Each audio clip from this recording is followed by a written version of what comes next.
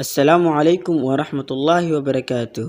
Waxaan idin soo gudbinayaa saaxiibayaal weedho xigmadaysan. Halkani waa channelka Cabdi Yuusuf Official. Aniguna waxaan ahay Cabdi Yuusuf. Haddaba ka bogasho wacan.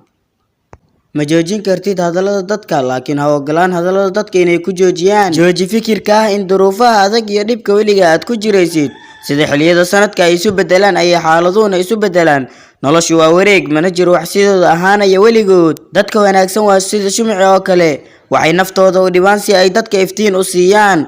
Dadka oo dhan jeclow, dad yarna ku kalsoonow. Cidna xaqa ay kugu leedahay ku xadgudbin. Marka aad go'aan gaadho ee aad bilowdo fulintiisa, waxa kaliya ee kuu muuqda ha noqdeen inaad natiijo ka gaadho. Qofka wanaagsan waa ka markasta garanaya qiimaha waxa aad siisay, xitaa haddii uu yahay wax yar. Waxa wanaagsan ayaa noqon kara wax xun haddii aad ka eegto dhinaca mugdiga ah. Wax xun ayaa noqon kara wax fiican haddii aad ka eegto dhinaca iftiinka ah. Mar waliba ku dadaal caabuditaanka Allah subxaanahu wa tacaala. Wax waliba markaad qabanaysana Allah talo saaro. Waa walaalkiin Cabdi Yuusuf oo idinla doonaya guusha labada daarood. Wassalaamu calaykum waraxmatullaahi wabarakaatuh.